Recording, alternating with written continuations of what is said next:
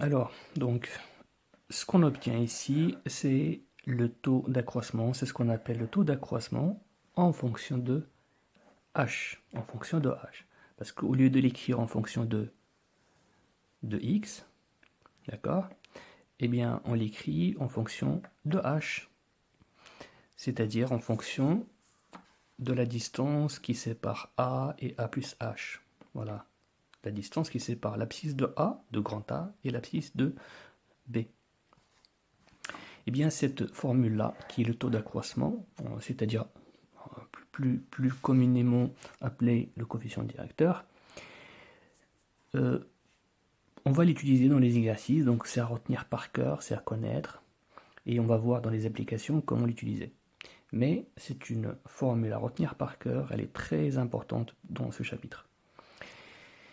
Donc là, je t'explique avec grand A de coordonnées petit a, f de petit a, et les coordonnées de b, c'est a plus h, f de a plus h, avec xb, ça, f de xb, c'est ça, xa, c'est lui, et f de xa, c'est lui. Bon. Alors, maintenant, on va passer à la prochaine étape, c'est la limite du taux d'accroissement. Alors, qu'est-ce que c'est la limite du taux d'accroissement? Qu'est-ce que c'est la notion de limite? Déjà, pour présenter les choses, vite fait, je vais t'expliquer qu'est-ce que c'est une limite. Alors, prenons l'exemple de cette courbe rouge.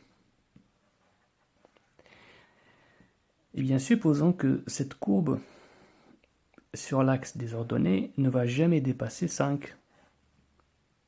Elle va se rapprocher de la droite y égale 5, d'accord, la droite qui est là, sans jamais la toucher.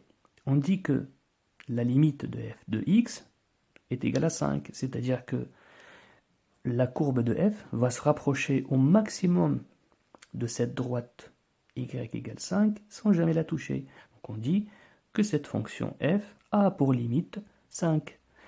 Voilà la notion en gros de la limite. C'est une limite, c'est un nombre réel qu'on ne va jamais dépasser. Alors, ici, on va étudier la limite de quoi? La limite du taux d'accroissement, qu'on note lim du taux d'accroissement, qui est f de a plus h moins f de a sur h, quand h tend vers 0. On dit h tend vers 0. On lit h tend vers 0. Donc c'est la limite de f de a plus h moins f de a sur h. Donc la limite du taux d'accroissement, ce taux d'accroissement qui est la valeur tout simplement du coefficient directeur. Le taux d'accroissement, c'est le coefficient directeur, donc c'est m. D'accord? Eh bien, on va étudier la valeur de m. Qu'est-ce que c'est cette valeur-là? Donc cette limite, la limite m, c'est quoi? Est-ce que ça va être 2, 3, 4, 100, 200? La limite m, c'est quoi? D'accord? C'est ça qu'on va chercher en calculant la limite, c'est-à-dire du taux d'accroissement quand h tend vers 0. Ça veut dire quoi h tend vers 0? Eh bien, le taux d'accroissement qu'on va étudier, c'est quoi? La limite. Eh bien, si on prenait le point B, et que ce point B se rapproche de plus en plus vers le point A, c'est-à-dire qu'on va modifier l'emplacement du point B sur la courbe rouge, la courbe de f, on va le placer, imaginons que je vais le placer ici. Donc le point B est là. Qu'est-ce qui se passe? Eh bien, la distance h va changer, va diminuer. Donc on va passer d'une distance h de 5 à une distance de 3 par exemple. Plus le point B va se rapprocher du point A, et plus la distance h va se rapprocher de 0. Donc, alors, le taux d'accroissement de la droite verte, quand B change, la droite AB va changer aussi, parce que si B est là, la droite AB va prendre une nouvelle direction, une direction différente. Eh bien, cette direction nous donne un coefficient directeur qui est différent aussi, c'est-à-dire un taux d'accroissement qui est différent. Donc, tu vois bien que le taux d'accroissement de cette droite qui relie A à B, donc la droite AB, ce taux d'accroissement, il va changer au fur et à mesure que B se déplace en se dirigeant vers le point A. Et en même temps, en parallèle, qu'est-ce qui se passe? Eh bien, la distance h, puisque la distance h, c'est quoi? C'est la distance entre A et A plus h, puisque B, il va se rapprocher ici. Donc, la distance h, elle va diminuer. Et plus B se rapproche vers le point A, plus h va rapetissir au maximum. Donc, en gros, il va tendre vers 0. Il va se rapprocher de 0. Le point h va de plus en plus se rapprocher vers 0. Donc ici, égale 5, après égale 3, h égale 2, et h égale 1, h égale 0,5, h égale 0,1, et ainsi de suite, jusqu'à ce qu'il se rapproche le plus possible de 0, sans le toucher, bien sûr. Pourquoi? Parce que le point B, il se rapproche du point A au maximum possible, sans jamais toucher, sans jamais se confondre avec le point B. Sinon, on n'aura plus de droite. Si B vient se confondre avec le point A, on n'aura plus de droite. Donc on ne peut pas calculer un taux d'accroissement d'un point. Le taux d'accroissement, c'est toujours celui d'une droite. Donc B va se rapprocher le plus possible de A pour qu'on puisse, de telle façon à ce qu'on puisse tracer une droite. D'accord? Eh bien, le taux d'accroissement de B quand il se rapproche le maximum possible de A, ben H va tendre vers 0. Et bien c'est ça, on va calculer, en gros, on va calculer le taux d'accroissement de cette nouvelle droite tel que B va être le plus proche possible de A.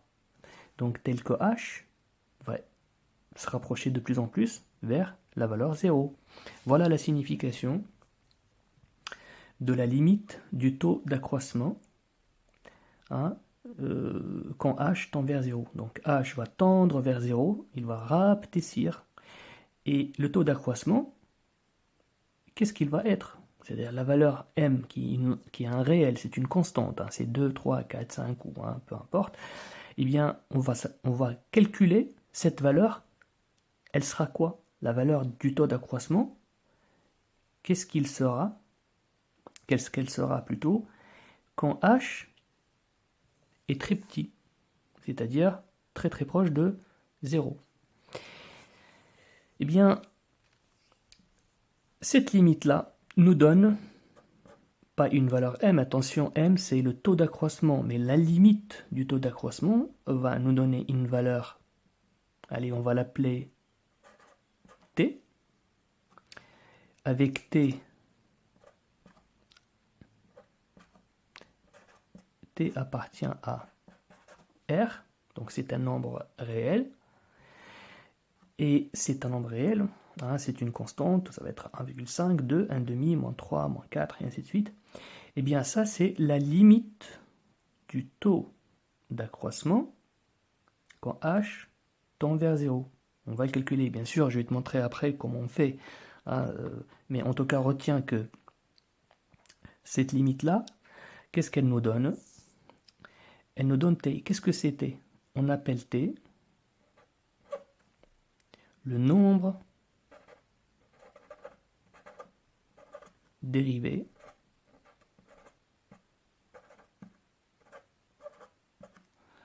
en A.